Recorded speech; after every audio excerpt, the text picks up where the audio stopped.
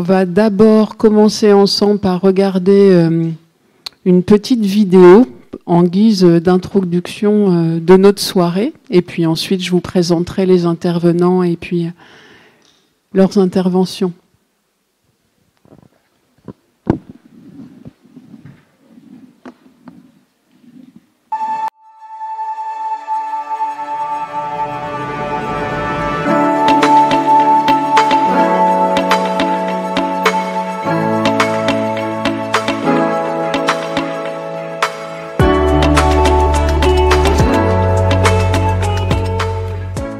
Pour moi, c'est quelque chose qui est pas assez abordé, qu'on voit pas beaucoup, c'est très vague.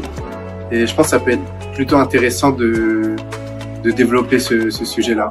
La spiritualité à l'hôpital, j'aurais tendance à dire que c'est les croyances générales qu'ont les gens en arrivant à l'hôpital, ou tout au long de leur vie d'ailleurs, qui influent qui aura une influence en tout cas sur la prise en soin.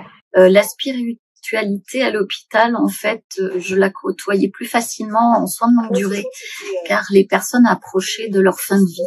Ils étaient d'ailleurs dans leur dernier lieu de vie. Et de ce fait, les familles et les personnes avaient plus facilement envie d'en parler avec une aumônière ou d'aller à la messe le vendredi. Pour eux, c'était important, souvent aussi avec des petites choses dans la chambre, comme des médaillons de la Sainte Vierge ou une petite image qu'ils se portaient contre eux. En SMR, on est moins dans cette dynamique car les gens sont plus dans le domaine de la rééducation pour rentrer chez eux. Alors pour moi, la spiritualité à l'hôpital, ça se rapproche quand même de la religion. Mais c'est aussi, c'est pas facile à expliquer. Pour moi, ça représente, c'est une façon de vivre, de penser les choses, de voir la vie. Mais c'est surtout donner un sens à la vie, la spiritualité. Ça, c'est, ouais. Je pense que chacun en nous, que ce soit à l'hôpital ou en dehors de l'hôpital, on a, je sais pas comment on dit, une spiritualité en soi. Je sais pas comment, c'est compliqué à expliquer, mais chacun a de la spiritualité en lui. C'est-à-dire la prise en charge globale d'un patient dans sa globalité, qui inclut justement ses croyances, et de pouvoir prendre en charge ça. Pour ça, on a des choses qui sont proposées à l'hôpital. On a l'aumônerie, enfin on a tout un tas de personnes qu'on peut solliciter pour répondre à ce besoin, qui fait partie, je crois, des 14 besoins de Virginie Anderson. Alors pour moi, la spiritualité à l'hôpital, c'est la manière dont on va accompagner les patients qui ont une croyance ou quelque chose d'important pour eux dans leur hospitalisation. Chez nous, en réanimation, c'est souvent tragique. Donc il y a des familles qui ont besoin d'être entourées d'une personnalité du culte pendant l'hospitalisation de leurs proches. Et voilà, la spiritualité, alors voilà, associé à l'hôpital, pour moi, là, je fais pas le lien, en fait. Si je pense à spiritualité, ça rejoint plutôt des idées philosophiques, donc plutôt un peu anciennes pour moi, ou une forme aussi d'intelligence et d'humour. Pour moi, la spiritualité à l'hôpital a toute sa place, mais dans la limite des croyances de chacun. Je prends l'exemple d'une croix, mais ça peut être l'exemple, n'importe quel autre exemple, sur une chambre double, en fait, où quelle est la place, en fait, de cette croyance avec un voisin qui ne partage peut-être pas cette croyance et qui peut y être opposé, par exemple. Donc du coup, ça peut être beaucoup de choses. Moi, le premier truc qui me vient à l'esprit, c'est l'âme d'une personne. C'est ce qu'elle pense, c'est ce qu'elle ressent, c'est ses croyances. Ça peut être religieuse ou non. Par exemple, croire en l'autre. Déjà, je pense que les infirmiers pensent beaucoup à ça et ça peut être une forme de spiritualité. Et je pense qu'on en a besoin à l'hôpital, un petit peu quand même. La spiritualité à l'hôpital, pour moi, c'est de permettre aux gens d'exprimer leurs besoins et d'être là des fois pour faire le pont avec d'autres professionnels qui peuvent leur apporter de l'aide au niveau spirituel. Je pense aux aumôniers, choses comme ça, ou imams, ou professionnels qui peuvent être utile dans ces moments-là, voilà, et puis être à l'écoute des gens, tout simplement, sans jugement. Voilà. Alors la spiritualité à l'hôpital, pour moi la spiritualité c'est ce qui me permet d'avoir une manière un peu d'être au monde. Comment est-ce qu'on envisage sa place peut-être dans une société, dans l'univers un peu en général. Alors je pense que la spiritualité déjà elle est propre à chacun. Sur le monde hospitalier, la spiritualité elle dépend de chaque patient. Il y a des patients qui sont très croyants, qui sont donc qui nous appellent souvent à appeler l'aumônerie et autres, ce que l'on peut faire. Après, il y a des spiritualités autres. Il y en a qui ont besoin d'avoir un petit chat qui leur porte bonheur. La spiritualité, c'est vraiment propre à chacun pour moi. Et j'ai envie de vous dire, j'ai pas de jugement là-dessus, quoi. J'ai envie de dire, chacun vit sa spiritualité comme bon l'entend. Et voilà, ça fait pas de mal, ça peut faire que du bien. Eh bien, je ne sais pas. Je ne sais pas quelle définition je peux donner à ce qu'est la spiritualité. Donc, je ne sais pas. Déjà, pour moi, la spiritualité à l'hôpital, c'est surtout un échappatoire. Je dirais une porte de sortie vers un autre monde où vraiment on peut être qui on veut, on peut penser ce qu'on veut. C'est un peu un sas, on va dire, que chacun a. Et pour moi, je vois ça vraiment comme un échappatoire. Je me rappelle d'une patiente qui avait un arbre de vie au niveau de son dos. Et pour elle, c'était vraiment hyper important. Ça avait beaucoup de valeur. Et du coup, cet arbre, cette dame, elle voulait elle voulait que je dessine quelque chose dans sa chambre. Et j'avoue que je savais pas du coup quoi dessiner parce que je suis nulle en dessin. Et du coup, j'avais dessiné un arbre sur une feuille. Et du coup, j'avais dit que l'arbre, c'était elle. Et que chaque collègue qui rentrerait dans la chambre écrirait son prénom sur la branche. Et du coup, et que la sève de l'arbre, c'était du coup sa femme. Et pour moi, c'était une manière de lui rendre hommage dans ses croyances à elle. C'est un peu un objectif de vie, donc on peut l'acquérir en cours de vie. Mais le but, c'est d'être à la fin en harmonie avec, on va dire, son âme, soi-même. C'est comme ça que je vois la spiritualité. Ce serait prendre en compte les croyances et les pratiques, que ce soit religieux ou dans les modes de vie des patients, dans leur prise en soin, en fait. Non, c'est pas... Coupez.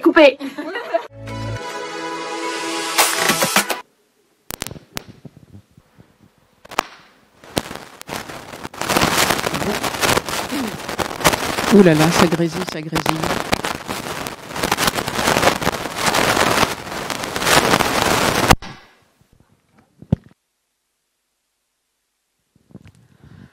Bon, alors sans plus tarder, après cette introduction, j'ai le plaisir de vous présenter nos invités. Donc nous avons ce soir à la table Jean-Luc Blaise. Jean-Luc Blaise est anthropologue et chargé d'enseignement au pôle formation des professionnels de santé du CHU. À côté de lui, nous avons Pascal Moisan.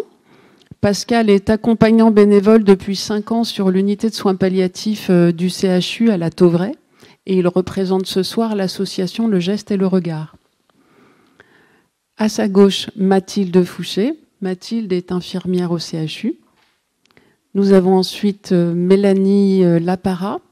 Mélanie est représentante de l'aumônerie catholique du CHU de Rennes. Et Monsieur Chik Saad, qui est aumônier musulman au CHU lui-même. Donc nous avons travaillé ensemble autour de cette question, le besoin spirituel à l'hôpital, comment le comprendre et comment y répondre. L'idée est la suivante, chaque intervenants ont 10 minutes pour, à partir de leur expérience, de leur pratique à l'hôpital, de ce qu'ils en ont appris, répondre à 2 questions. Quelle est la spiritualité pour vous? Comment y répondre, l'accompagner, l'accueillir? Voilà.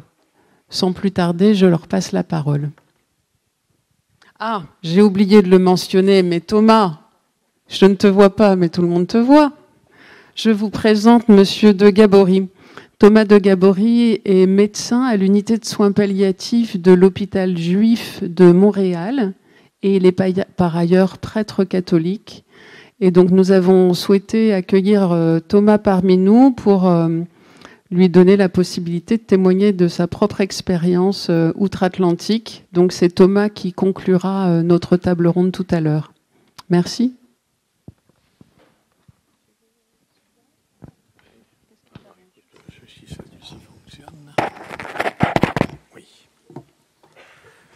Bonsoir. Alors, pourquoi une parole d'anthropologue ? Plusieurs dans la salle m'ont déjà entendu dans un cours dire que l'anthropologie, c'est une discipline dont le but premier, sinon le seul, est d'analyser et d'interpréter les différences. C'est ce que disait Claude Lévi-Strauss dans son anthropologie structurale. Analyser et interpréter les différences. Et de différences, on va beaucoup parler, là. Si je regarde mon téléphone, c'est tout simplement parce que c'est le décompte temps. Ma voisine va être très sévère. Le malade vient à l'hôpital avec sa culture, avec son appartenance, avec ses habitudes de vie, dit mon collègue anthropologue québécois Patrick Fougerolas. Et sa maladie va faire basculer cette personne dans un entre-deux, un état de suspension sociale, dans un lieu qui lui est étranger, l'hôpital, ou parfois d'ailleurs, on va oublier son nom. On va dire la fracture de tibia du 45 ou l'accident vasculaire du 42. Il ne met plus ses habits de ville, il reste en habit de chambre ou de nuit ou avec l'uniforme qu'est la chemise. Bref, il devient quelqu'un d'autre. Il devient quelqu'un d'autre et on va nommer cet entre-deux en anthropologie un état liminal. On va nommer liminarité ou liminalité. On va désigner cette situation de seuil, sur le bord. Les limbes, en astrologie, c'est le bord d'un astre. La théologie catholique va utiliser cette notion plus tard, au Moyen Âge. Mais toujours est-il qu'on va dire que le patient, il est sur le seuil dans lequel cet individu flotte dans un interstice de la structure sociale. Ça a été le sujet de ma thèse en anthropologie, justement, cette position de la personne malade, ou de la personne infirme, ou de la personne handicapée. Alors, solitude et dépaysement, maladie et souffrance, inquiétude et crainte peuvent conduire la personne alors à mobiliser son esprit et se tourner vers la réflexion, l'introspection, la prière, l'espérance. La maladie peut mettre à l'épreuve le sens que l'on donnait jusqu'ici à son existence. La spiritualité, dimension inhérente à chaque être humain, peut alors faciliter ce processus d'adaptation aux difficultés du moment. Alors, mais par spiritualité, qu'entendez-vous donc, allez-vous me dire? Eh bien, écoutez, aux infos de France 2, vendredi dernier, sur le parvis de Notre-Dame de Paris, voilà qu'on passe le micro à un passant qui se déclare non-croyant, mais qui dit « Pour moi, Notre-Dame de Paris est le symbole de toutes les spiritualités. » Voilà que cette personne qui dit « Je ne suis pas croyant, mais moi, ce monument représente pour moi toutes les spiritualités. » En effet, ne pas être affilié à une religion ne signifie pas ne pas être spirituel.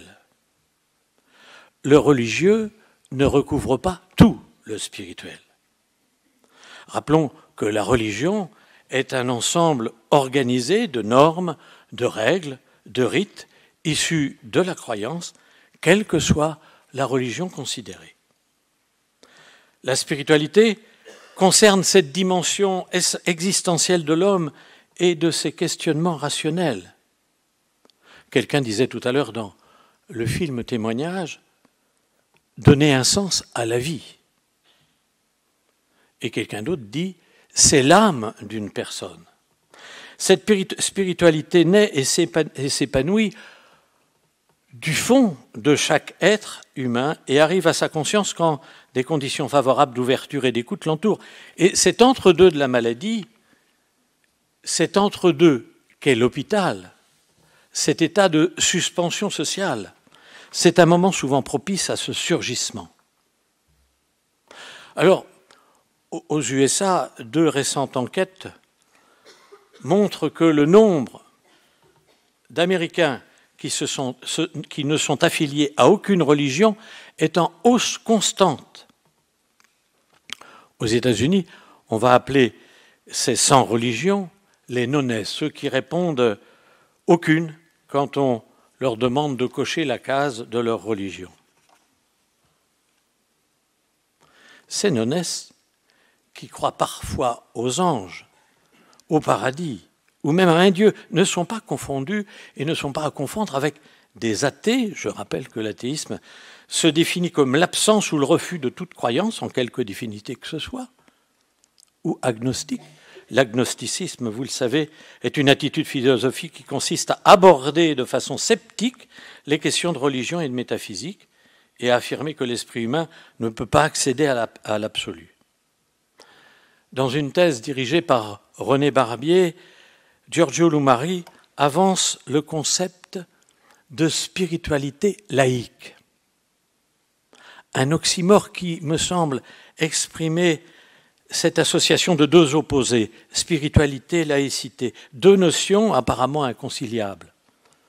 Et pourtant, l'harmonisation de ces 2 termes peut produire une réconciliation intérieure entre les forces toujours en combat, notamment dans l'homme contemporain. D'un côté, la pulsion de l'esprit à se libérer, et de l'autre, les cages des doctrines religieuses qui peuvent, disent certains, l'annihiler. La découverte de la spiritualité laïque ne se fait pas par un enseignement, mais par un épanouissement. C'est le cas, par exemple, du New Age, du Nouvel Âge, cette approche globale, holistique, spiritualiste du monde, où le corps, l'âme, l'esprit et le cosmos sont liés.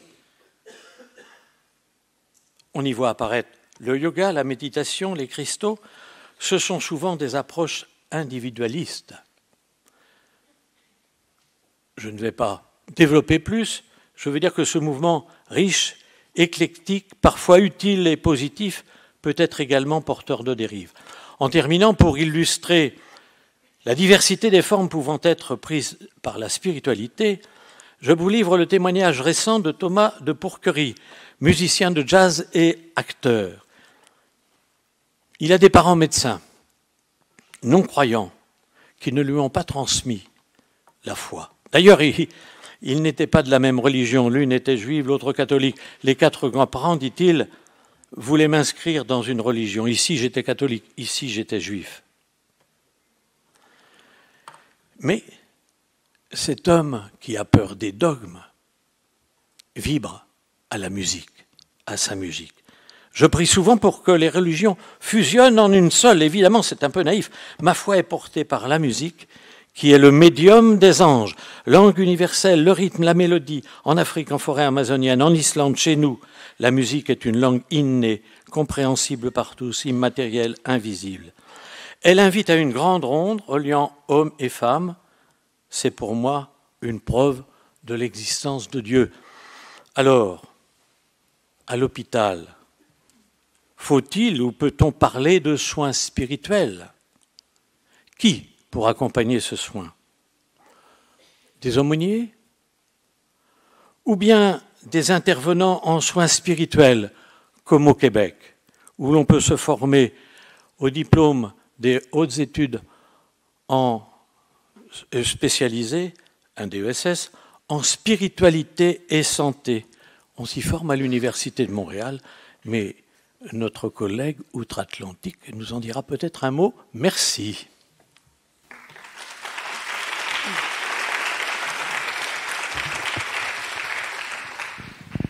Mathilde.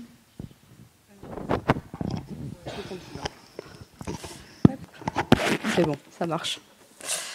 Alors, pour moi, la spiritualité à l'hôpital, ce sont toutes les questions que tout à chacun est amené à se poser au cours de sa vie. Et vous m'entendez bien ?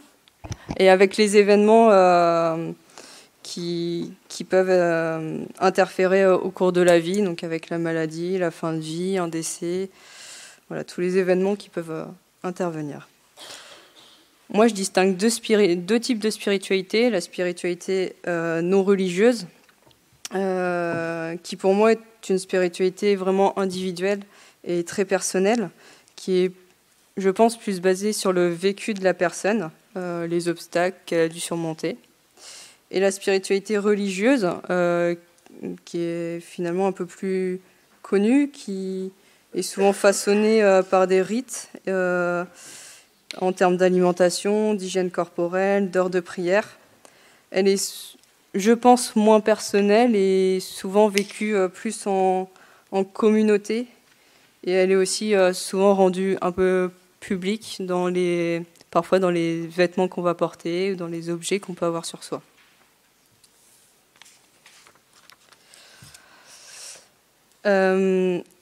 Alors moi, comment je l'accueille et comment j'y réponds dans mon exercice? Alors moi, ça fait 6 ans que je suis infirmière, du coup, diplômée.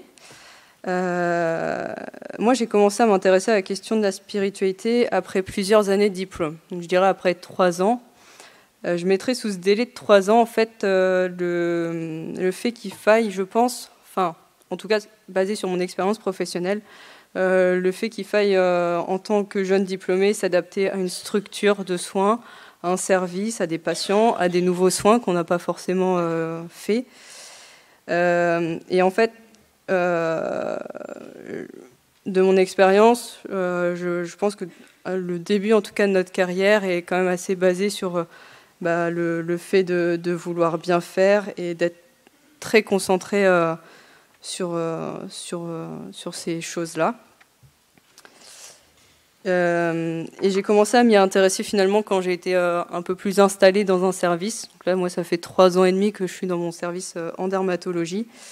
Et en fait, en étant plus à l'aise dans ma pratique professionnelle, c'est là où j'ai pu commencer de cet aspect vraiment très technique, de faire mes soins, d'être très concentrée sur ce que je fais. Bon, je ne dis pas que je ne suis pas concentrée, hein, mais voilà, de pouvoir détacher mon esprit pour aller plus avec le patient, plus aller parler avec lui finalement, et pouvoir justement aborder cette question de la spiritualité. Je l'ai aussi, c'est vrai, pas mal développé finalement en dermatologie, parce que c'est un service où on a quand même beaucoup de patients qu'on accueille, qui sont en soins palliatifs en fin de vie. Donc c'est à ce moment-là aussi que moi j'ai commencé personnellement à vraiment m'intéresser à cette question. Dans ce domaine, j'ai envie de dire que je partais un peu de zéro, parce que j'avais pas... Voilà, c'est pas quelque chose qui... En tout cas, la spiritualité religieuse, finalement, c'est pas quelque chose qui m'intéressait forcément avant de me poser ces questions-là. Donc j'ai commencé par me renseigner finalement en lisant des articles, des textes, en se renseignant aussi sur les textes de loi, qu'est-ce qui est possible à l'hôpital finalement. Il y a un petit guide que je vous conseille, c'est sur le site laïcité.gouv.fr. C'est un petit guide qui s'appelle Laïcité et gestion du fait religieux dans les établissements publics de santé, qui est vraiment bien fait et dans lequel il y a plein d'exemples. On parlait des chambres doubles tout à l'heure dans la petite vidéo d'accueil, et il y a vraiment beaucoup d'exemples dedans. Donc je vous le conseille si ça vous intéresse. En parallèle finalement de m'être renseignée un peu sur le sujet, j'ai compris qu'en fait notre sens de l'observation en tant que professionnel de santé allait devenir mon meilleur allié, dans le sens où quand on rentre dans la chambre du patient, nos yeux deviennent un peu un scanner de toute la chambre. Et c'est là qu'on peut commencer à observer tout l'environnement en fait, de notre patient, parce que la chambre est son lieu privé.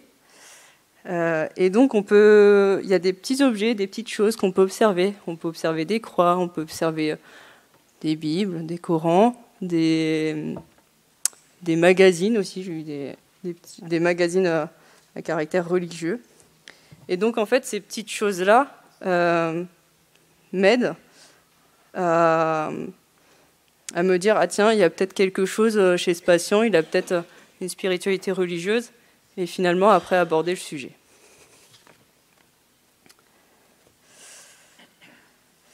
C'est vrai qu'en fait, je trouve que utiliser les objets ces objets ou ces lectures pour aborder le sujet, ça fait un point d'accroche. Parce que c'est vrai que parfois, poser la question, finalement, est-ce que vous avez une religion, je trouve ça un peu...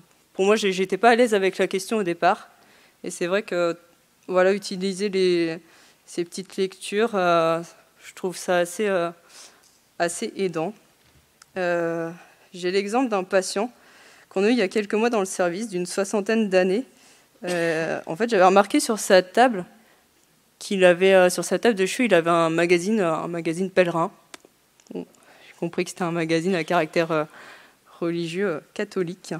Et en fait, le lendemain, pendant ses soins de pansement, je lui ai dit, écoutez, voilà, j'ai remarqué, vous avez tel magazine sur votre table de chevet. Je lui ai dit, est-ce que vous êtes de religion catholique? Il m'a dit oui.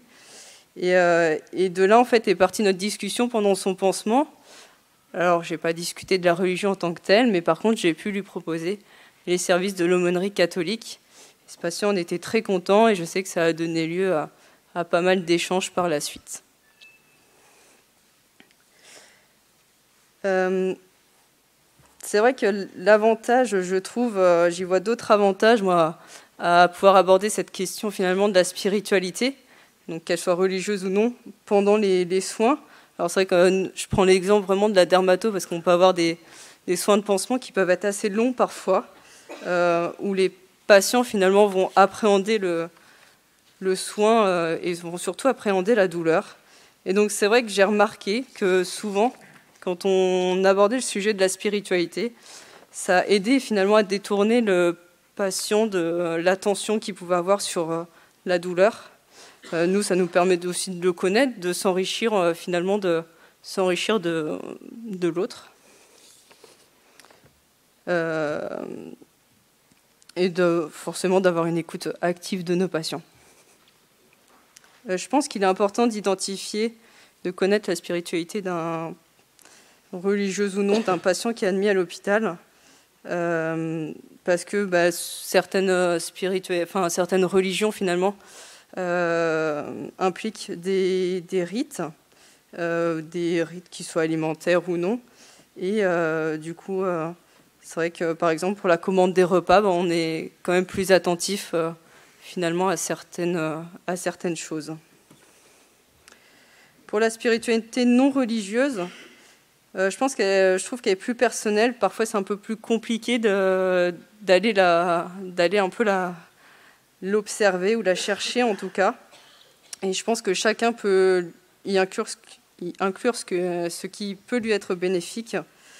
Je pense que les questions qui se posent sont semblablement les mêmes que dans une spiritualité religieuse. Moi, je me souviens d'une patiente qui me disait comment je vais trouver la force de faire face à la maladie, qu'est-ce qui va se passer demain, comment va se passer l'après, enfin voilà. Je pense que l'appel à un psychologue dans ce cadre-là peut être bénéfique pour le patient. Il y en a d'autres qui vont utiliser, je me souviens d'une patiente qui avait des petites pierres sur sa table de chevet, ou d'autres qui utilisent des énergies. Enfin, voilà, chacun après, je pense dans la spiritualité non religieuse, voit un peu comme bon lui semble. Je dirais qu'aujourd'hui, après 6 ans d'exercice à l'hôpital, j'aborde la question de la spiritualité avec plus d'aisance que je pouvais en avoir au début. C'est vrai qu'auparavant, je m'appuyais énormément sur l'observation.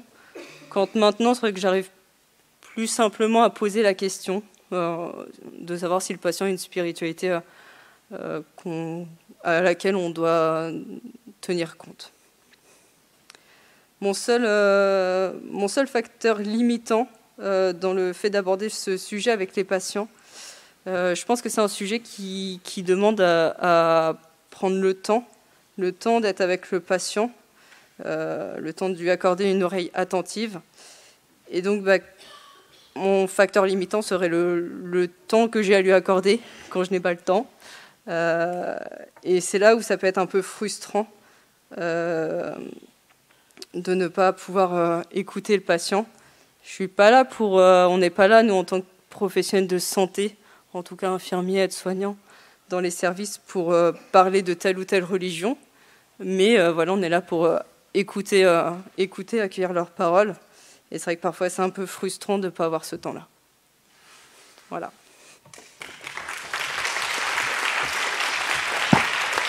Merci Mathilde.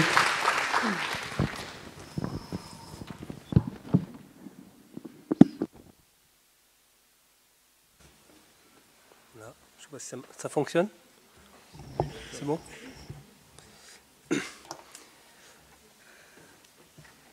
Ah, comme ça.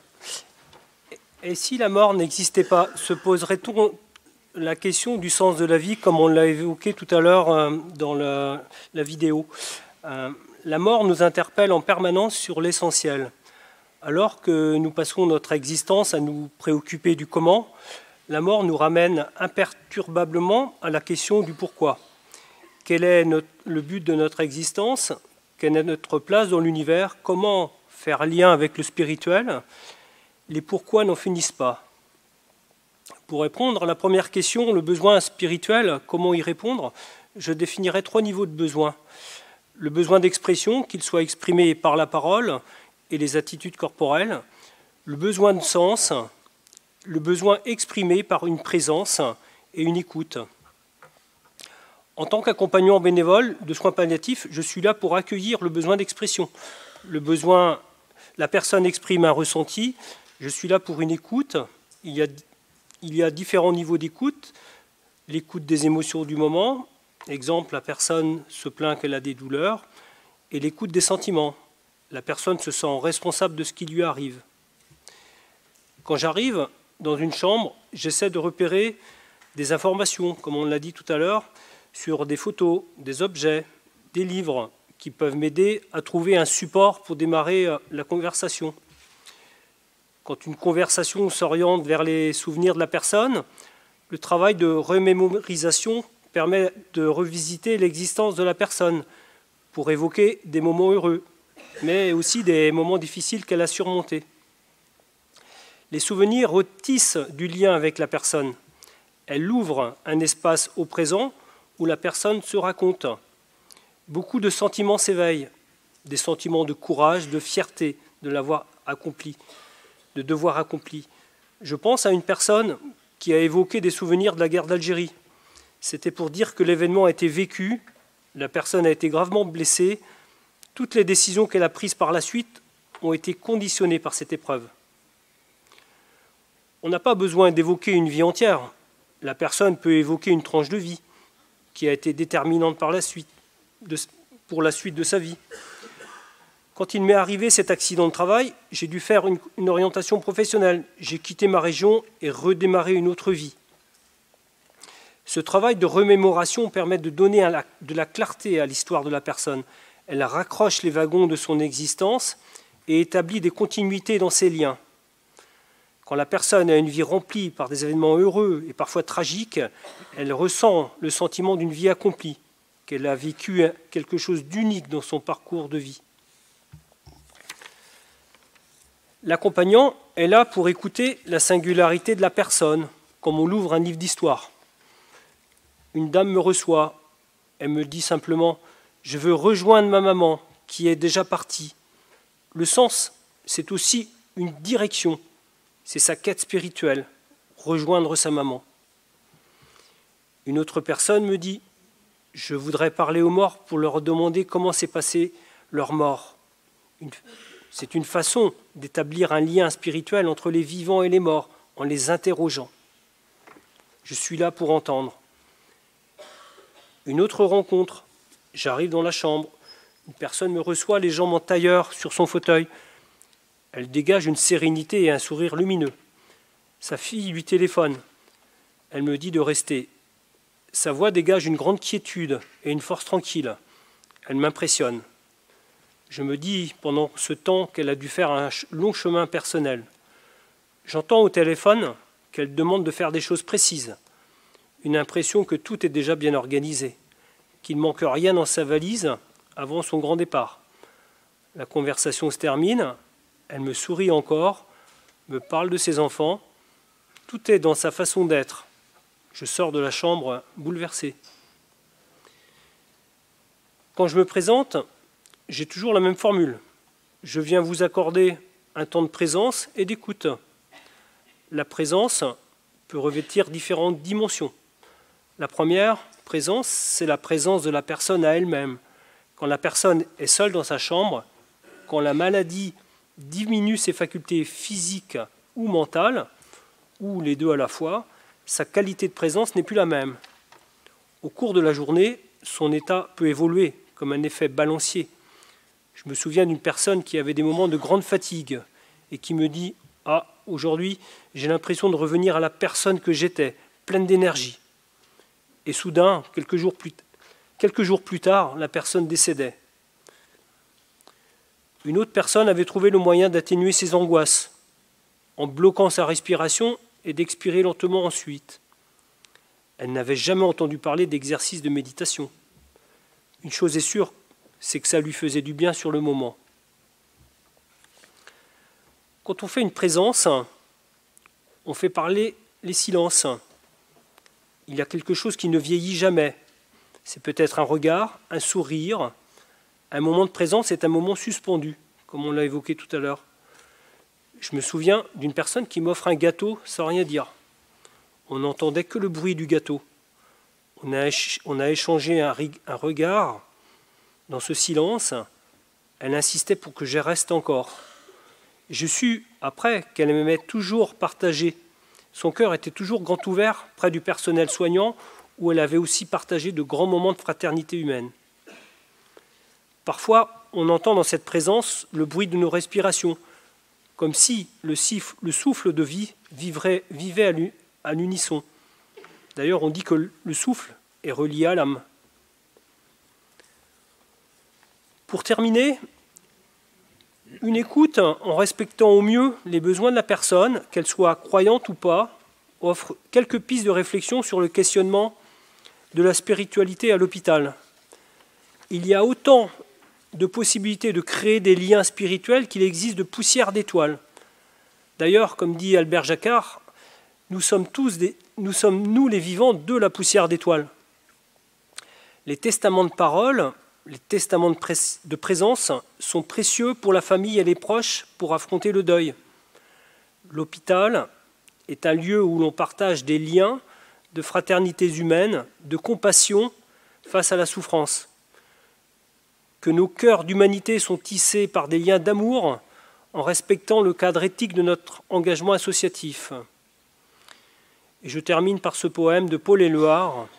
Il y a un autre monde, mais il est dans celui-ci.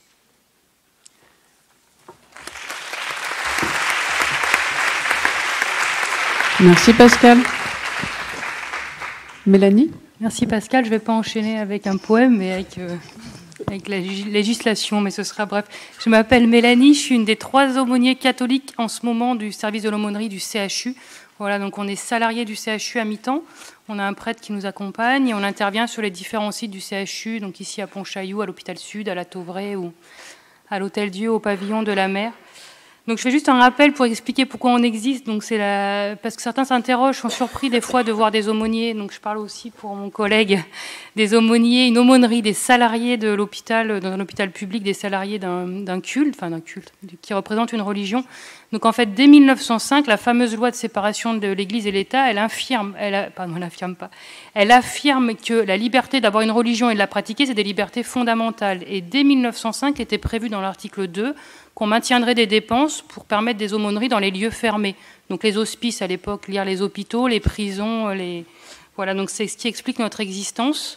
Voilà, donc ce qu'il faut retenir, c'est que, alors on est proposé par nos autorités religieuses, mais bien salariés de l'hôpital, et qu'ensuite, chaque patient a le droit de pratiquer sa religion et d'accéder à un aumônier de son culte, bien sûr dans la limite du bon fonctionnement du service. Voilà. Si vous avez des questions, n'hésitez pas maintenant ou plus tard à les donner. Donc je reviens au sujet, la spiritualité. Alors moi, je crois que tout le monde a une spiritualité, que ça fait partie inhérente de chacun d'entre nous. On n'est pas juste un corps physique, on a bien un cœur, une âme, et tout ça, c'est notre spiritualité. Alors bien sûr, elle est plus ou moins développée en fonction de l'histoire de chacun, de ce qu'il a vécu, des questions qu'il s'est posées. Mais pour moi, c'est vraiment chacun a une spiritualité. Donc en fait, qu'est-ce que le besoin de spirituel? On l'a tous. Dans l'équipe, on a essayé de définir un peu deux dimensions. Une dimension qui serait un peu extérieure, la spiritualité qui sous-tend qu'il y a quelque chose de plus grand que nous-mêmes dans la vie. Donc c'est le rapport aux autres, ou c'est le rapport ensuite à un Dieu si on y croit, mais ce lien qui nous unit à l'extérieur. Et la spiritualité, c'est aussi quelque chose de très intime, propre à chacun. Ce qui nous fait le souffle, comme disait Pascal, c'est le souffle propre de chacun. Donc ça, c'est très intime.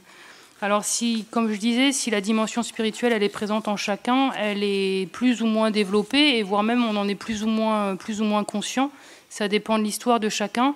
Et c'est peut-être là aussi que spiritualité et religion peuvent se rejoindre, se superposer, je dirais, parce que, voilà, pour moi, personnellement, la spiritualité, elle est indissociable de ma croyance, de ma foi catholique et de ma croyance. Pour moi, c'est indissociable. Mais voilà, c'est bien le besoin, les spiritualités qui existent. Et comment elle s'exprime chez moi. Et ça dicte du coup un peu toute l'existence de quelqu'un qui est croyant. Ça explique aussi pourquoi il est là, vers où il va, sa relation aux autres. Donc c'est quelque chose de très fort. Et alors ça a déjà été dit, la spiritualité, on a dit qu'elle était plus ou moins développée. Ce qui est clair, c'est que l'hôpital, c'est un lieu propice au réveil de la spiritualité. Donc je ne vais pas revenir, ça a déjà été dit. Le patient, il est complètement coupé de son rythme de vie actuel. Il n'existe plus par ses relations, son travail. Il n'est plus qu'un patient.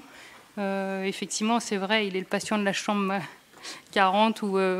Donc, il n'est plus qu'un patient. Il est coupé de sa famille, donc, alors qu'on est des êtres de relation. Souvent, quand même, il souffre et c'est source d'angoisse pour lui, pour ses proches. Ce qui va se passer en gériatrie, est-ce que je vais pouvoir rentrer chez moi, mais même tout l'angoisse d'avoir mal, l'angoisse de faire souffrir les autres aussi. Il y a quand même beaucoup de sources d'inquiétude. Et moi, je rajouterais aussi que c'est un lieu de dépouillement. C'est vraiment la personne, elle perd sa maison, elle perd ses habits, elle perd son intimité, elle livre son corps. Et ça, c'est quand même souvent aussi source de souffrance. Donc je pense que les soignants sont les premiers témoins de toutes les questions d'entendre ça. Pourquoi je suis malade? Qu'est-ce qui va se passer? Que vont devenir mes proches? Où je vais aller? Est-ce que je vais avoir mal? Et en fait, la spiritualité, elle est bien. Pour moi, elle est là. C'est ça la spiritualité, c'est tout ce questionnement qui se pose sur le sens de sa vie. Et ce besoin qui renvoie aussi au sens de sa vie. Alors j'ai lu un livre récemment qui parlait du goût de vivre, soigner le goût de vivre. J'ai trouvé que c'était une super formule. Donc pour répondre à ces questionnements-là, on peut trouver la réponse que dans le regard et dans l'échange avec un autre être humain. Ça c'est clair, c'est pas seulement, même si j'ai appris en théorie, je suis super douée dans ma religion, dans ma pratique ou dans ma façon de penser, avec religieuse ou pas. Ces réponses et l'apaisement, je pourrais le retrouver que dans le lien avec un autre être humain. Alors là, je prêche un peu... je prêche. J'ai quelque chose que je vais répéter au moins 2 fois, mais qui est super important. La spiritualité, si c'est le souffle, si c'est le goût de vivre, c'est bien une affaire de vivant. Donc c'est toujours très frustrant pour un aumônier d'être rappelé dans les derniers instants quand la personne n'est plus consciente, alors qu'elle a fait tout un chemin avant, elle et sa famille. Donc souvent, voilà, on nous dit on vous appellera plus tard, ou pourquoi vous venez dans le service ici personne ne meurt, ou parce que je me présente toujours en arrivant, je vais voir un tel qui nous a demandé une visite, ah mais il va pas mourir. Ben voilà, donc c'est bien donc l'accompagnement et la réponse aux besoins spirituels, c'est loin d'être réservé à la fin de vie. Alors, si, comme je disais, le besoin spirituel, tout le monde en a et qu'il y a bien qu'un autre être humain qui peut le saisir et le capter, il me semble que la réponse aux besoins spirituels, elle appartient bien à tous les gens qui approchent le patient et que tout le monde peut au moins essayer de détecter ce besoin et après peuvent essayer, doivent y répondre, ça dépend de beaucoup de choses, mais en tout cas, c'est une question d'humanité et la réponse, ça peut être un regard, ça peut être... voilà. Alors je sais qu'il y a un problème de temps, ça c'est sûr, qu'il faut être à l'aise, comme tu disais très bien, pour oser, mais le patient, il a toujours besoin de relations, donc ces questions, comment allez-vous, de quoi avez-vous besoin, de quoi avez-vous peur, on a du mal à les poser parce qu'on appréhende d'entrer dans un gouffre et que le patient nous entraîne, mais je pense qu'il faut apprendre à oser les poser. En tout cas, on n'a pas le droit de les nier et on n'a pas le droit de dire « mais non, ça va aller » quand on voit quelqu'un en détresse, « mais vous inquiétez pas, tout ira bien, on trouvera... » Voilà, je pense que c'est laisser la personne dans son angoisse, donc voilà. Et alors, bien sûr, c'est une histoire d'équipe, donc il y a ceux qui sont en première ligne près du patient et il y a des acteurs plus spécialisés, on a parlé des psychologues, des bénévoles, et puis bien sûr des aumôniers. Alors nous, on est perçus comme des acteurs privilégiés. Alors on est perçus comme étant ceux qui peuvent comprendre ce truc-là d'esprit et de questionnement. Voilà, on est paranormal. Donc on est perçus comme ayant des réponses sur le sens de la vie et de la mort. Alors peut-être on a apprivoisé un peu le sujet, on aura des réponses. En tout cas, moi, ce que je crois, c'est que si on s'adresse à nous, c'est qu'on est plutôt porteur d'espérance et que dans les moments de questionnement, on cherche cette chose dont je disais un peu plus grande que nous. Donc je pense qu'on est perçu comme ça. Alors pour les personnes qui sont croyantes, pratiquantes, nous les aumôniers, alors je parle pour l'aumônerie catholique, on va avoir des réponses liées à la pratique de la religion. On a besoin de relations. On a besoin de sentir qu'on n'est pas complètement isolé et qu'on fait partie d'une communauté. Et du coup, par exemple, déjà la visite fraternelle, parce que nous, on vient visiter quelqu'un, on ne se connaît pas, on n'a pas forcément la même vie, les mêmes pensées, même si on est catholique, mais on symbolise l'autre être humain qui vient au chevet de celui qui en a besoin. Ça, c'est très fort. Prier, alors tous les jours il y a les textes de la messe, donc par exemple lire le psaume du jour, c'est lire le même psaume qui est lu dans toutes les églises du monde le même jour. Prier une prière qui est connue, c'est vraiment réutiliser les mêmes mots que tous les autres croyants, donc c'est refaire le lien avec la communauté.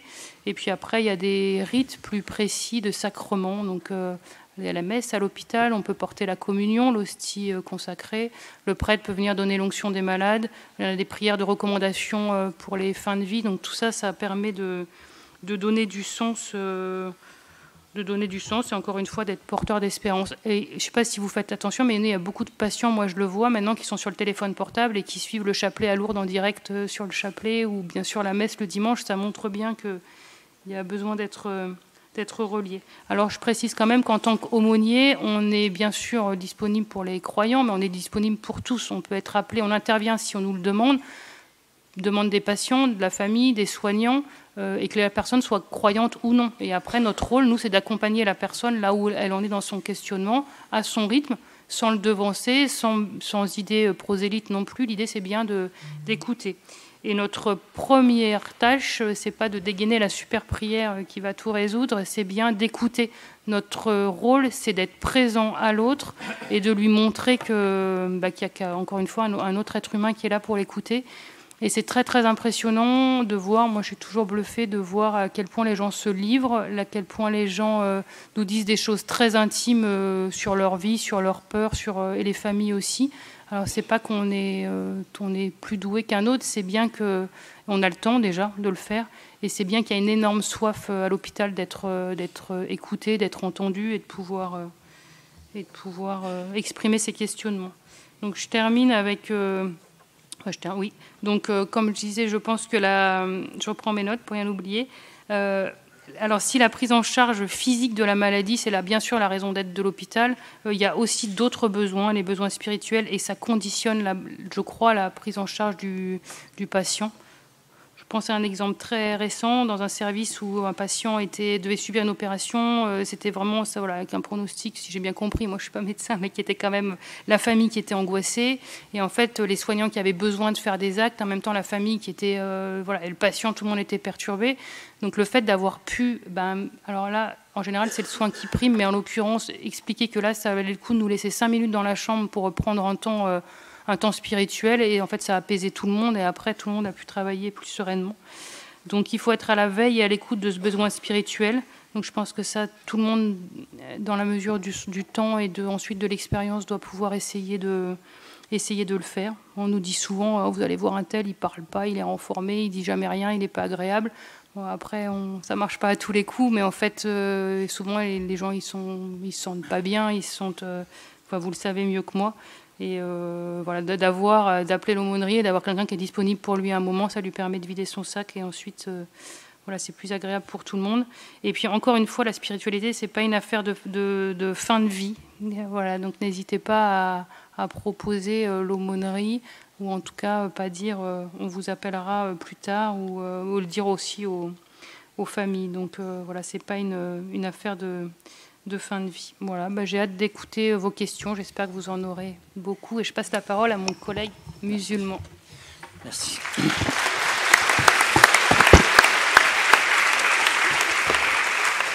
Bonsoir à tous. Je vais commencer par une petite introduction. L'ensemble des traditions admet que l'être humain est constitué de trois éléments en interaction. On a le corporel, le psychique et le spirituel. Et que les problèmes purement spirituels peuvent engendrer des maladies psychiques ou même physiques. De cette possibilité d'une origine spirituelle de la maladie découle la nécessité de prendre en compte le malade dans tous ses éléments.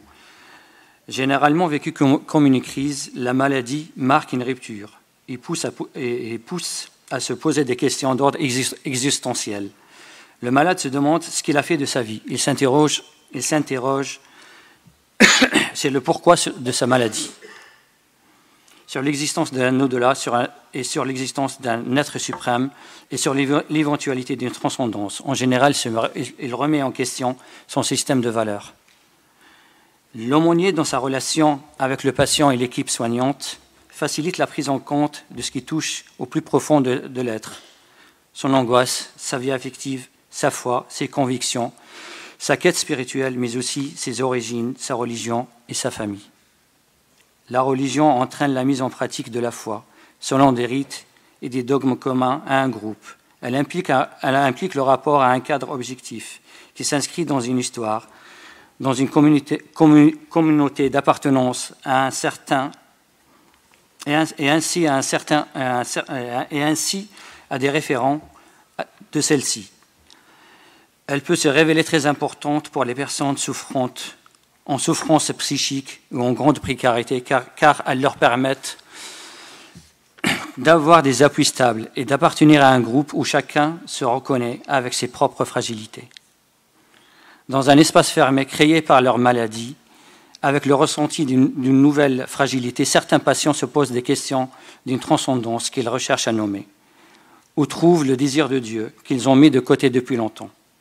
Ceux-ci ne sont pas inscrits dans une pratique religieuse stable et structurée, et beaucoup sont dans une confusion construite à partir de quelques souvenirs d'enfance et de l'influence de la société où ils ont vécu. Par contre, ils expriment une quête spirituelle forte, portant sur le sens de la vie, le lien avec ceux de leurs proches qui sont morts, les désirs de prière, des rites mélangeant parfois plusieurs traditions culturelles et religieuses. Toutes ces personnes écoutées manifestent l'importance pour elles de croire en quelque chose, en quelqu'un. Et en même temps, apparaît le désarroi, le ressenti de l'épreuve, de sentir que leurs appuis sont flottants et peu stables. L'écoute active par un aumônier formé peut les aider à nommer ce qu'ils recherchent, à décrire leur expérience, leur ressenti, leur désir, pour que cet élan spirituel trouve sa cohérence et puisse s'inscrire, c'est le désir, dans une dynamique ancrée dans le réel de leur vie et leur histoire.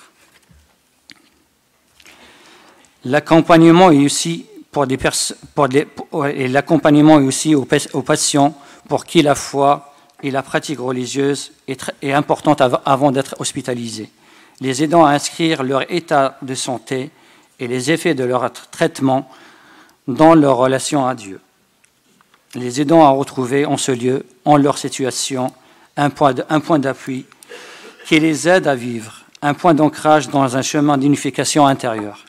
Il s'agit d'une relation fraternelle, comme des personnes fragiles partageant la même humanité blessée, chacun selon sa santé et son histoire.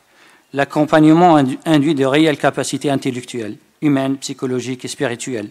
L'aumônier développe un don du cœur qui s'acquiert par un travail intérieur. Afin d'acquérir des éléments construits et réfléchis pour répondre aux questionnements du malade, l'aumônier se forme à la théologie, à la psychologie, à la conduite d'un entretien et à l'accompagnement de fin de vie. L'aumônier s'inscrit avant tout dans la présence, l'écoute, la bienveillance, dans l'être et non dans le faire. L'aumônier aide le malade à défaire les nœuds de sa vie, rencontrer, percevoir, formuler une attente. Dans la fonction d'aumônerie hospitalière, l'aumônier est animé par le désir de rejoindre l'autre, avec respect, dans la particularité de ce qui le vit, tout en reconnaissant son altérité essentielle. Cherche en l'accueillant dans une écoute active, à mettre en valeur ce qui semble favoriser la vie, ce qui pourrait l'aider dans sa vie sociale, l'aidant à déceler lorsque cela émerge, sa manière de se situer dans la vie, en relation avec les autres et éventuellement avec Dieu. En cela, l'aumônier est considéré comme un membre de la communauté des soignants et des écoutants, chacun avec sa formation et ses outils différents. Lorsqu'un patient découvre notre existence, il demande à nous voir. La demande est relayée, mais il est exceptionnel qu'un soignant, entendant le discours religieux ou les questionnements spirituels d'un patient, lui propose de nous appeler. Certains membres du personnel médical ou paramédical semblent avoir peur de favoriser un délire mystique chez le patient, alors que notre formation nous aide plutôt à le situer dans un cadre objectif et à ouvrir une brèche dans des certitudes confuses. La connaissance des dogmes, des discours religieux dans leur cohérence propre et par une expérience spirituelle personnelle l'aide à nommer ce que vit le malade, ce qu'il ressent dans une relation où il se sent respecté et peut trouver lui-même un chemin conciliant le réel et qui l'entoure et qui l'habite. Je vais terminer par une histoire ou une expérience que j'ai vécue avec un patient qui vient d'être admis dans un service, c'était un cas d'urgence. Le patient il était inconscient, il ne parlait pas, il ne répondait pas, il ne réagissait pas du tout. J'ai été contacté par l'infirmière sur la demande des membres de la famille. Je me suis rendu le jour même. J'ai rencontré les membres de la famille, ils étaient tous choqués parce qu'ils ne savaient pas quoi faire. Surtout quand ils ont eu l'information que la personne, son pronostic vital est engagé. Je les ai pris de côté. On s'est mis de côté, on a commencé à parler et leur dire qu'il ne faut pas penser à ce stade-là, le fait qu'il va décéder ou pas. L'essentiel, il faut l'entourer, être avec lui, lui faire sentir qu'ils sont avec lui. Une fois qu'ils se sont apaisés, on s'est rendu dans la chambre et j'ai commencé à parler avec cette personne-là, dans sa langue. C'était pas la langue française, c'était une autre langue. En lui tenant sa main, j'ai parlé avec lui en prononçant son prénom. La personne a réagi. Elle a réagi et tout le monde était étonné de voir sa réaction. Pour avoir confirmation, parce qu'ils m'ont dit au début qu'il faisait des gestes, comme ça c'était des gestes qui ne prouvaient pas qu'il était conscient. Pour avoir confirmation qu'il était conscient, je lui ai demandé de serrer ma main s'il m'entendait. Et c'est ce qu'il avait fait. Tout le monde était content. Et de là, j'ai commencé à parler à cette personne-là. Même s'il ne réagissait pas beaucoup, j'ai commencé à mettre en valeur, en avant sa personnalité forte. Lui dire qu'il est capable de surmonter cette épreuve et que et que ça va aller. En plus, on a fait circuler l'information dans son entourage. Il y avait plein de monde qui est venu le voir. Ça lui a fait vraiment plaisir que tout le monde est venu le voir et demander de ses nouvelles. Et surtout, lui remonter le moral. Après un certain temps, la personne a commencé à réagir et sortir de son état. Tout le monde était étonné. Là, maintenant, son état est stable. Et même l'équipe soignante envisage de le déplacer vers un autre service pour bien prendre soin de lui.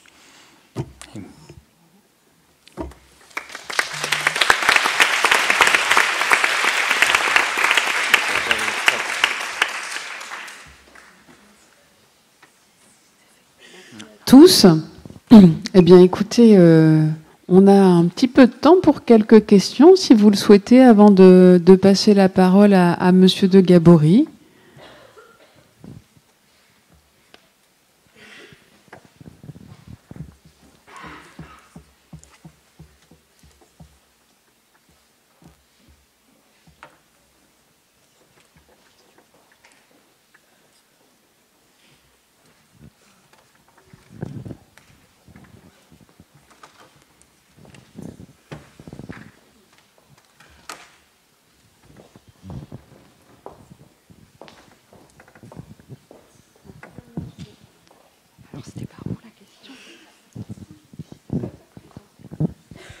Bonsoir, je suis Sandrine, étudiante infirmière en 3e année.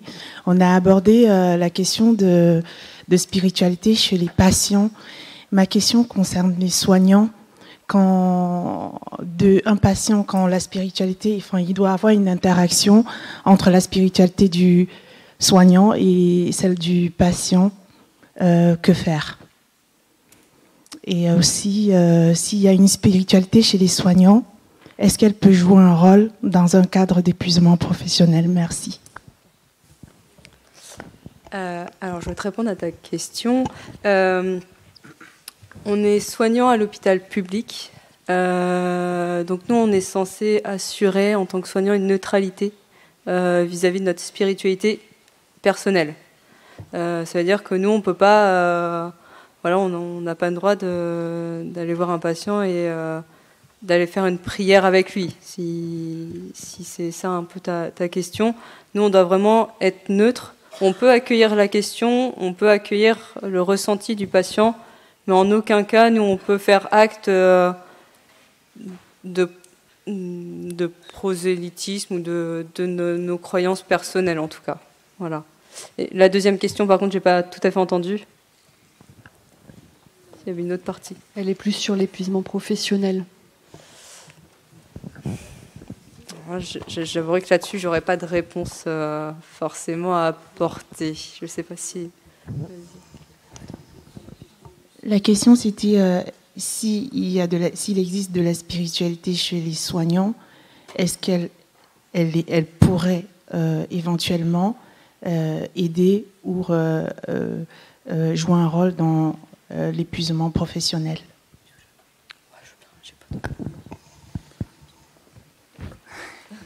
Oui. De toute façon, la spiritualité, c'est, comme je disais, là où on va trouver sa force ou sa raison pour trouver, cultiver ou retrouver le goût de vivre. Donc à partir de là, chacun cherche le sens et la force là où ça lui fait du bien.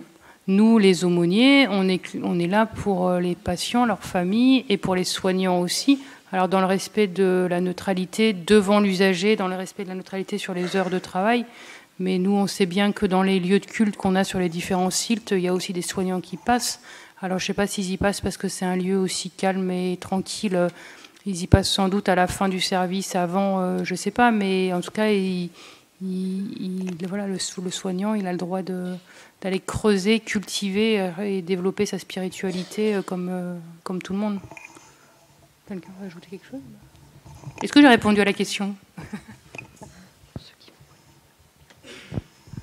Bonjour, Jean-Philippe Borello, je suis directeur des soins sur le CHU.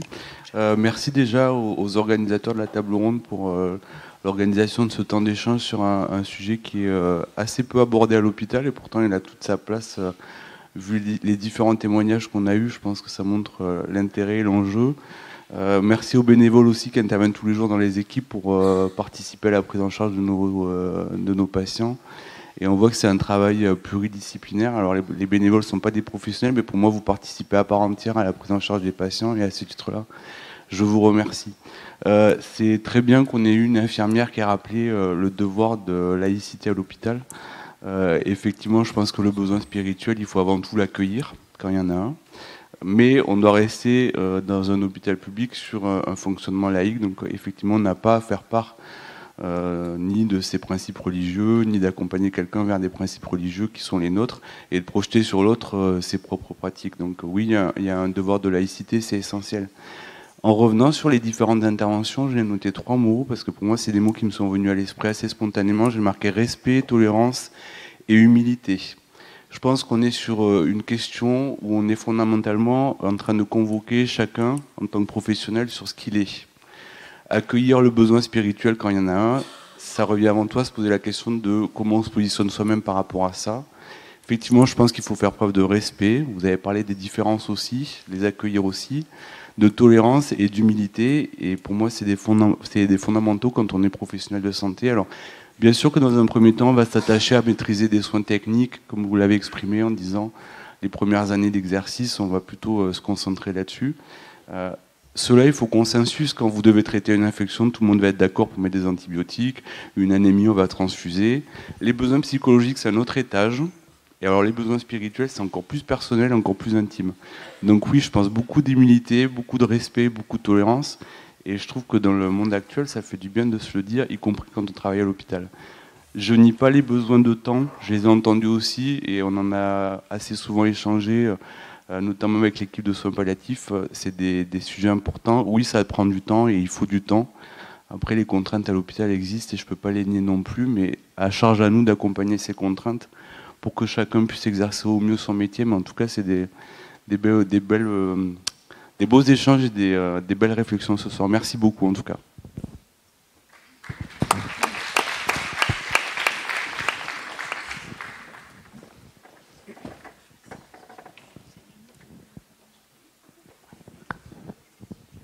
Merci beaucoup. Je vous propose de donner la parole à Thomas de Gabory. Tu nous entends bien ? Avec plaisir, ouais, je vous entends très bien. Je vous dis bonjour à tous. Je vous dis pas bonsoir parce que je suis au Québec et ici il est juste 13h, donc je vous dis bonjour. Je vous apporte un peu de neige et de froid. Alors j'ai la lourde charge de conclure un peu cette soirée et je remercie d'abord tous les intervenants parce que les propos étaient très intéressants, très pertinents, très riches. Et donc, c'est quand même difficile d'essayer de ramasser tout ça pour donner une conclusion qui soit claire et succincte. Mais je m'y essaye quand même. Alors, je dirais en premier que les patients n'entrent pas à l'hôpital en laissant leur spiritualité à la maison. Et l'hôpital, par définition, c'est un lieu hospitalier. Et l'hospitalité, ce n'est pas seulement respecter, mais c'est accueillir le patient comme une personne, avec tout ce qu'il est, dans toutes ses dimensions, et y compris la dimension spirituelle qui lui est inhérente. Donc, le soignant doit respecter, accueillir la spiritualité de son patient, même si la spiritualité du patient ne doit pas contraindre le soignant à faire quelque chose qu'il ne voudrait pas faire. Et c'est la même chose d'ailleurs pour la religion. Le soignant doit respecter la religion de son patient, même si la religion du patient ne doit pas contraindre le soignant à faire quelque chose qu'il ne voudrait pas faire. Vous voyez, je travaille à l'hôpital général juif de Montréal et nous avons des patients de religion juive, mais de toute autre religion. Ce n'est pas parce que nous sommes un hôpital religieux juif que nous n'accueillons que les personnes juives. Nous accueillons bien sûr les autres patients qui adhèrent à d'autres religions et nous respectons cette religion, nous accueillons la religion du patient et nous essayons d'en tenir compte dans les soins que nous offrons. Mais il me semble que pour réfléchir sur le lien entre la spiritualité et l'hôpital, ça va peut-être vous surprendre, mais je crois qu'il ne faut pas partir du concept de spiritualité, mais il faudrait plutôt partir du concept de soin. Parce que finalement, qu'est-ce que c'est qu'un soin? Le soin, je crois que c'est d'abord un acte technique. Et vous le connaissez mieux que moi, tous les soignants qui sont là ici ce soir. Mais ça n'est pas qu'un acte technique, c'est surtout un geste relationnel. J'explique, c'est plutôt un acte technique qui se fait dans une relation, qui s'offre dans une relation, et qui vise une meilleure santé, ou du moins un mieux-être, ce que l'on appellerait un bien-être. Donc vous le sentez, cet acte technique n'est pas seulement un soin du corps, mais il s'ouvre à quelque chose de beaucoup plus relationnel, qui prend en compte la personne humaine dans toutes ses dimensions. Donc vous voyez, il convient, à mon sens, de distinguer la dimension technique du soin et l'état d'esprit dans lequel l'acte est posé. Et vous voyez que lorsque je dis l'état d'esprit, l'esprit fait référence au spirituel. Et donc, ce que je veux vous dire, c'est que dans le soin, il y a déjà du spirituel. Il y a déjà du spirituel dans le soin. Et je vais encore plus loin en disant qu'à mon avis, le soin, c'est une rencontre entre deux spiritualités, celle du patient et celle du soignant. Ne faites pas fi de la dimension spirituelle du soignant lui-même. Alors je vous parle de ce soin parce que le soin, à mon avis, est déjà spirituel. Il est un acte technique, mais qui se fait dans un geste relationnel et qui vise un mieux-être. Qu'est-ce que c'est que le mieux-être ou que le bien-être que l'on vise lorsqu'on offre nos soins? Eh bien, c'est ce que l'on appelle la santé. Et c'est étonnant de voir la définition de l'OMS de 1948 du concept de santé. Pour l'OMS, la santé, c'est un état de complet bien-être physique, mental et social qui ne consiste pas seulement en une absence de maladie ou d'infirmité. C'est marrant, hein? Vous voyez, c'est un état de bien-être complet, à la fois physique, mental et social. Qui, dans la salle ce soir, pourrait dire « je suis en pleine santé » ? Personne. Ce concept de santé, qui veut tout englober, mais qui n'englobe pas la spiritualité, est à mon avis un peu hors sol. Personne ne peut dire qu'il est en pleine santé aujourd'hui. Ce qui est étonnant, c'est que le mot spirituel n'y est pas, même si, à mon avis, il y est un peu inclus lorsqu'on parle d'un bien-être complet. Et ce qui est intéressant, c'est qu'à l'hôpital, il y a une spécialité médicale qui intègre cette dimension de bien-être spirituel, ou plutôt la dimension spirituelle dans les soins, c'est ce que l'on appelle les soins palliatifs. Les soins palliatifs, dans leur définition même, intègrent la dimension spirituelle. Je vous lis la mise à jour de la définition des soins palliatifs de l'OMS en 2002. Les soins palliatifs cherchent à améliorer la qualité de vie des patients et de leurs familles face aux conséquences d'une maladie potentiellement mortelle, par la prévention et le soulagement de la souffrance, identifiée précocement et évaluée avec précision, ainsi que le traitement de la douleur et des autres problèmes physiques, psychologiques et spirituels qui lui sont liés. Vous voyez, il existe une spécialité médicale à l'hôpital qui intègre officiellement, dans sa définition même, la dimension spirituelle, ce que l'OMS ne fait pas dans sa définition de la santé, pourtant très globale, qui explique que la santé est un état de bien-être complet.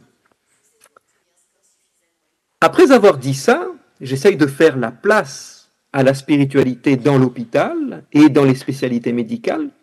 Il faut faire un lien, à mon sens, entre, et c'est ce que vous avez fait ce soir, entre spiritualité et religion.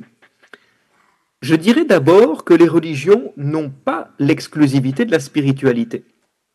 Et je verrais cela comme des poupées gigognes, les poupées russes. La spiritualité, à mon sens, est plus grande que la religion. La spiritualité englobe la religion. Et j'ai tout à fait apprécié les propos de Jean-Luc Blaise, donc notre anthropologue ce soir, qui parle d'une spiritualité laïque. Et Mathilde Fouché, l'infirmière qui parlait ce soir, parle, elle, de cette distinction entre spiritualité religieuse et spiritualité non religieuse. Il ne faut pas avoir peur de ça, de ces concepts-là, à mon avis.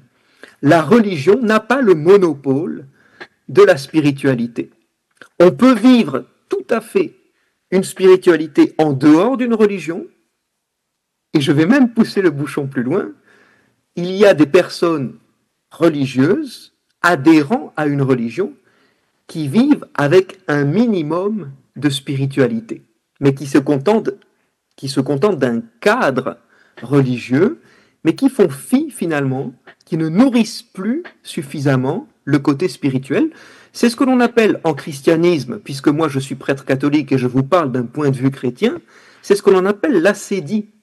L'ascédie qui est un vice très connu du moine qui vit dans un cadre très religieux, mais qui ressent un dégoût pour les choses de Dieu, un dégoût spirituel, ce que les philosophes appelleraient par exemple une tristesse sèche. C'est un peu ce qu'on appelle la dépression du religieux, si vous voulez. Donc vous voyez, religieux et spiritualité ne se recouvrent pas, mais ils ne sont pas pour autant opposés. On n'enlève pas tous les liens entre la religion et le spirituel. Il y a des connexions, évidemment, il y a des liens, et je crois que dans ce que la religion a de meilleur, eh bien, et dans toutes les religions, hein, dans tout ce que les religions ont de meilleur, eh bien, il y a normalement un cadre qui supporte, qui soutient, qui aide à vivre une spiritualité. Vous voyez, normalement, la religion, lorsqu'elle est bien vécue, permet d'approfondir et de nourrir la dimension spirituelle de l'humain. Alors, je pense qu'on en arrive à ce moment-là à ce qu'est la spiritualité. Mais vous voyez, on est parti depuis le soin. Je crois qu'il n'existe pas d'être humain qui ne soit pas spirituel. Et c'est ça peut-être l'idée fondamentale de ce soir.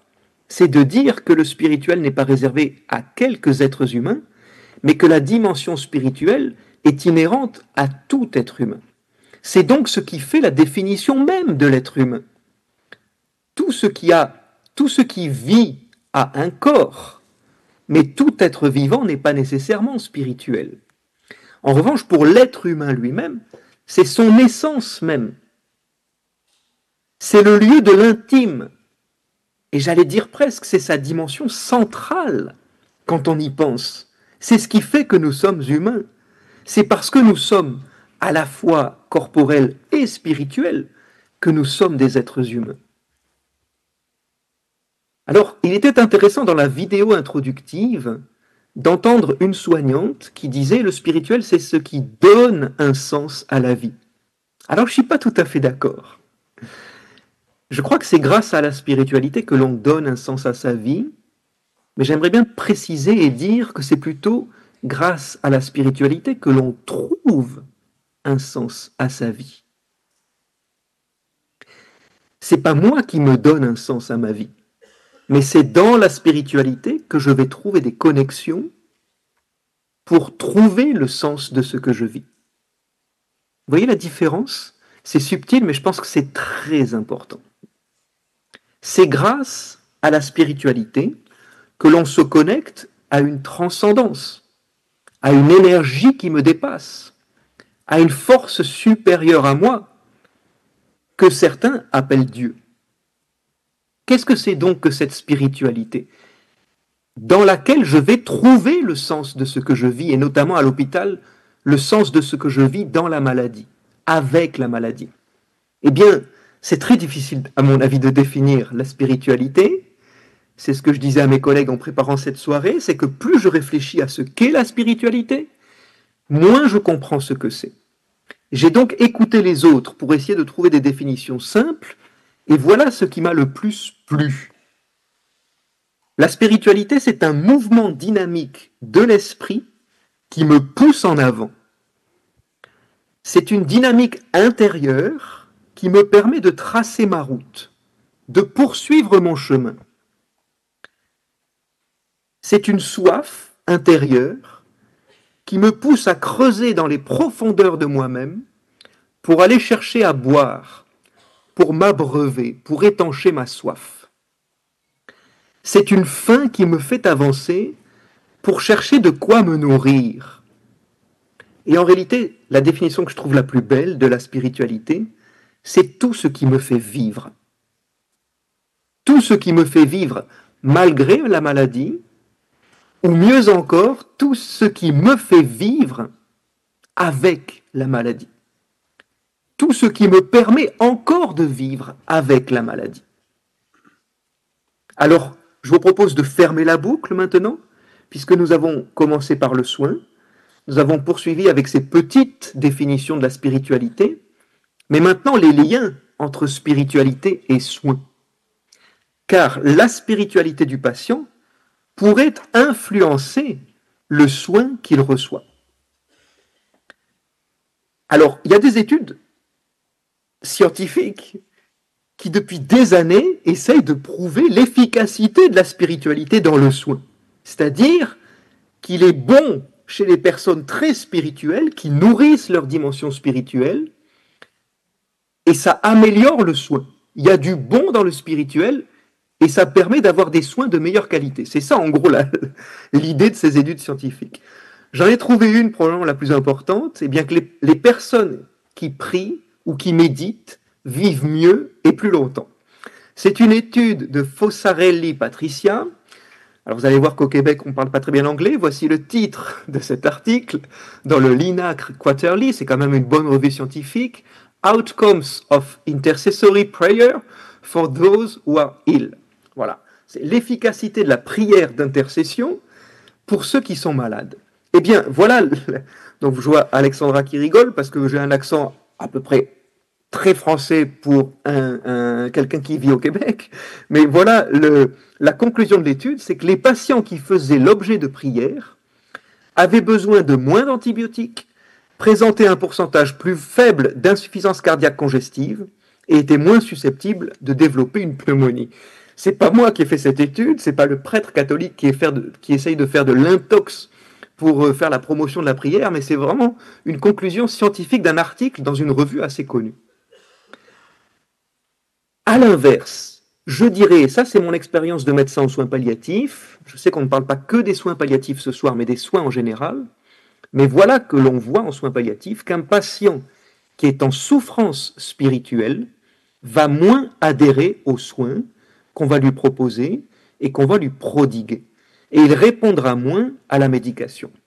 Et je sais qu'à la maison médicale Jeanne Garnier, qui fait des soins palliatifs de qualité à côté de Paris ou à Paris, quand on a une crise douloureuse chez un patient en fin de vie, on ne se précipite pas pour donner des médicaments tout de suite, mais on va d'abord faire une intervention à dimension psychologique, existentielle et spirituelle pour essayer d'apaiser la crise douloureuse pour que le médicament ensuite soit plus efficace.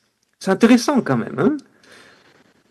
Donc, ce qui m'a paru très intéressant ce soir, et je remercie les intervenants, c'est qu'on a parlé de dimension spirituelle de l'être humain, qu'on a parlé d'un bien-être spirituel. Personnellement, je ne sais pas ce que c'est qu'un bien-être spirituel. Je crois que dans une vie, on a des moments de bien-être spirituel, mais personne ne peut dire qu'il vit constamment dans un bien-être spirituel. On a parlé d'une souffrance spirituelle, et ça on le voit tous dans nos pratiques soignantes et médicales. On a parlé aussi de détresse spirituelle. Et ça me paraît très important parce que la détresse spirituelle est plus intense que la souffrance spirituelle. C'est le professeur Vincent Morel, qui est du CHU de Rennes, en soins palliatifs, qui me disait il n'y a pas longtemps que face à la fin de vie, face à la mort qui s'en vient, tout patient vit dans une souffrance spirituelle. Vous voyez ? Et ça, c'est très important de se dire que la souffrance spirituelle doit être prise en compte. Mais il y a un concept que vous avez dit et qui me paraît encore plus important que tout ça, c'est que certains d'entre vous ont parlé de besoins spirituels. Mais ça, c'est très fort. Besoins spirituels, ça rejoint les besoins fondamentaux de l'être humain. J'ai besoin de nourriture pour vivre, j'ai besoin d'eau pour vivre, mais si l'on parle de besoins spirituels, c'est que j'ai besoin qu'on alimente ma dimension spirituelle pour pouvoir vivre. D'où la définition de la spiritualité comme une faim qu'il faut alimenter pour pouvoir continuer à vivre avec la maladie. Alors je vous propose pour terminer quelque chose que je crois intéressant pour essayer de nourrir votre faim de spiritualité. C'est que je pense que, vous savez que je suis prêtre catholique, je suis donc adhérent de la religion catholique, et c'est ce qui me fait vivre, parce que je crois que ma religion aide ma spiritualité. Mais je crois que la théologie aide à mieux comprendre, ou pourrait aider à mieux comprendre ce qu'est la spiritualité et dans quel domaine elle se déploie. Parce que la grande question, c'est de savoir, mais qu'est-ce qui est du psychologique, qu'est-ce qui est de l'existentiel, et qu'est-ce qui est du spirituel. Et c'est extrêmement complexe à mon avis, parce que les trois dimensions se recoupent et se recouvrent, et on ne peut pas les distinguer. Mais la théologie catholique nous parle de vertus théologales, je ne vais pas faire un cours de théologie, rassurez-vous, mais qu'on appelle la foi, l'espérance et la charité. Eh bien, à mon avis, il y a un versant spirituel qui peut s'adresser à tout être humain, qui est le pendant de ces trois vertus théologales, la foi, l'espérance et la charité, et qu'on pourrait dénommer ainsi la confiance, l'espoir et l'amour. Et à mon avis, ce sont les trois dimensions, les trois axes de la dimension spirituelle de l'être humain. Prenons vous inquiétez pas, c'est très rapide, hein, et j'ai bientôt fini. Prenons d'abord la confiance. Quelqu'un qui pourrait dire « je suis dans un bien-être spirituel », c'est un patient qui dirait « j'ai confiance dans les soignants, j'ai confiance même dans la vie, j'ai confiance dans les traitements que je reçois, et j'ai confiance dans les personnes qui m'accompagnent tous les jours, les membres de ma famille ou de mon entourage. » Mais quelqu'un qui serait en souffrance spirituelle serait quelqu'un qui serait en rupture avec son entourage, qui perdrait la confiance envers les soignants, jusqu'au refus de soins, et jusque parfois dans la révolte. Vous voyez, le refus de soins, vous le soignant, vous le côtoyez tous les jours à l'hôpital. Eh bien, le refus de soins, pour moi, est l'expression d'une souffrance spirituelle. Rupture de confiance. Et la détresse spirituelle dans cet axe de la confiance, c'est des patients qui disent « je n'y crois plus. Je n'y crois plus, j'abandonne tout. » Bon, c'est une proposition que je vous fais. Ce n'est pas la vérité que le père Thomas de Gabory vous donne ce soir. Le deuxième axe, c'est l'axe de l'espoir. Quelqu'un qui dirait « je suis dans un bien-être spirituel », c'est quelqu'un qui dit « j'ai encore de l'espoir ». Et même en soins palliatifs, on a des patients qui disent « j'ai des espoirs ». Des espoirs encore réalisables. J'ai envie de faire un voyage ou de revenir voir ma maison. Voilà les petits espoirs de la vie de tous les jours. Mais quelqu'un qui est en souffrance spirituelle serait dans un certain désespoir. Et quelqu'un qui serait dans une détresse spirituelle, donc encore plus profonde, eh bien ce sont des gens, des personnes, des patients qui voudraient essayer de contrôler leur maladie, c'est-à-dire l'inverse du lâcher-prise. Et en soins palliatifs, notamment au Québec, où la loi permet l'euthanasie, ce qu'on appelle ici l'aide médicale à mourir, ce sont des patients qui vont demander la mort provoquée, qui vont demander l'aide médicale à mourir, parce qu'il y a une détresse spirituelle dans cet axe de l'espoir, dans son versant plus profond que le désespoir, qui est « je n'y crois tellement plus, je n'ai tellement plus d'espoir que j'essaye, par mes propres forces, de contrôler encore ma maladie, et de contrôler l'ultime de ma vie, le moment de ma mort et les modalités de ma mort, à savoir comment je vais mourir. C'est encore moi qui cherche à décider, parce que tout m'échappe. Le troisième axe que je vous propose dans cette dimension spirituelle, c'est celui de l'amour. Celui qui dit « je suis dans un bien-être spirituel », c'est celui qui va avoir de l'affection pour ses soignants. Et vous le savez, il y a des patients qui vont bien vous aimer. C'est pas un amour amoureux, et c'est un amour d'amitié. Ah ben mon médecin, moi je l'aime bien. Et d'ailleurs c'est comme ça qu'on va dire que mon médecin c'est le meilleur. C'est un bon médecin. La définition du bon médecin, according to the patients, c'est le médecin qui va être bien aimé. Je ne sais pas pourquoi j'ai parlé anglais, mais c'est comme ça des petits sauts d'humeur, vous voyez. Et puis c'est des patients qui vont se sentir aimés par leur famille, par leur entourage. Mais ceux qui vont vivre dans la souffrance spirituelle, dans cet axe de l'amour, c'est ceux qui vont détester leurs soignants.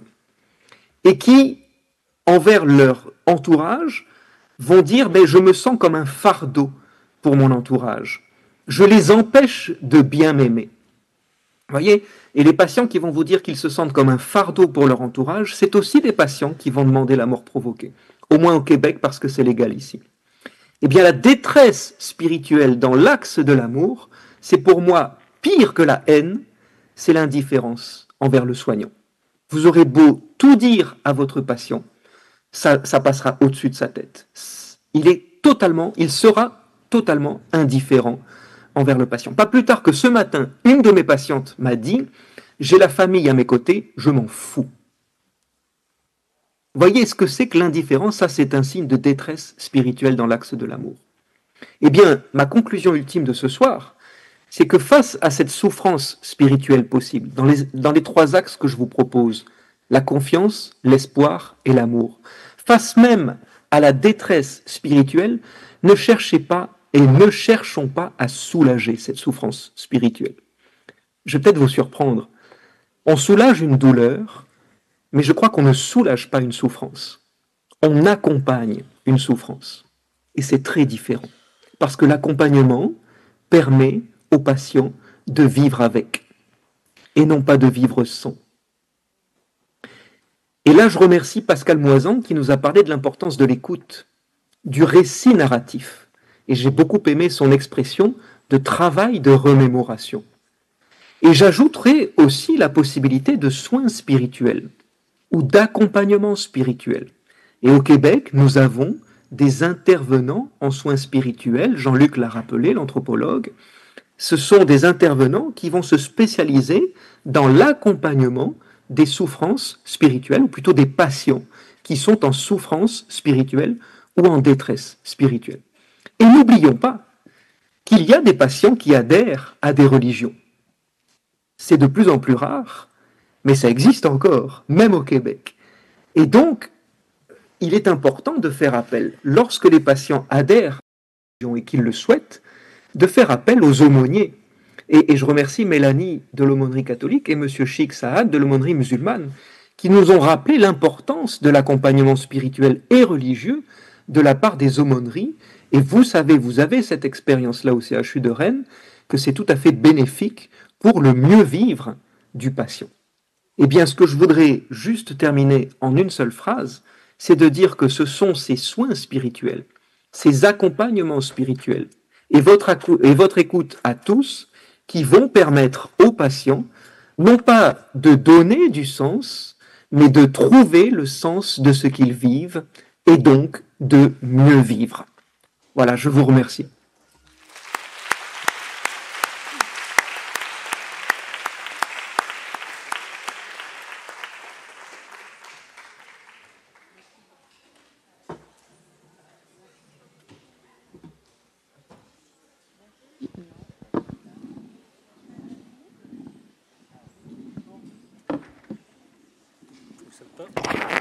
Merci beaucoup Thomas, vraiment, tu nous as encore une fois amené énormément. Tu as vraiment bossé là, hein?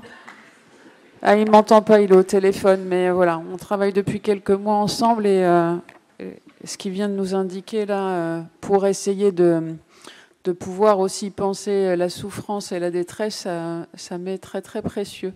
Merci beaucoup. Je demande à Géraldine Texier de bien vouloir nous rejoindre pour clore cette table ronde. Merci à vous.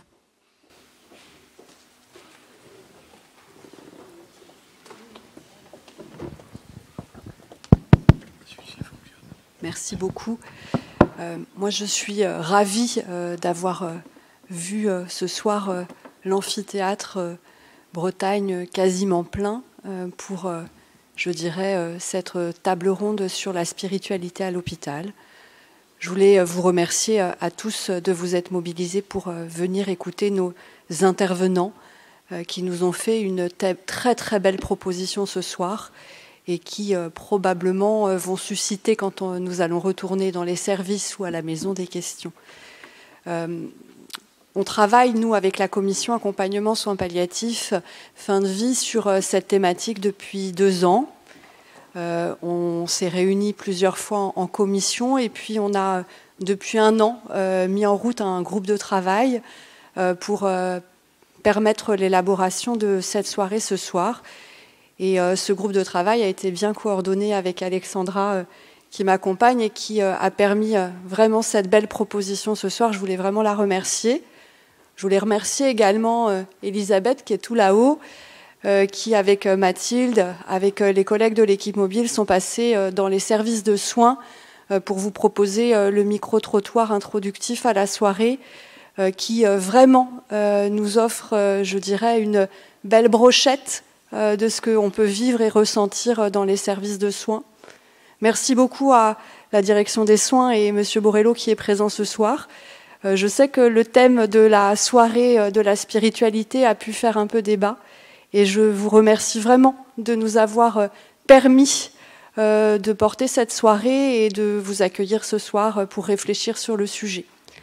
Alors quand une soirée se clôture, j'avais dit ça il y a 2 ans sur la dernière soirée de la commission autour de l'Advanced Care Planning, on va repartir pour se mettre en réflexion.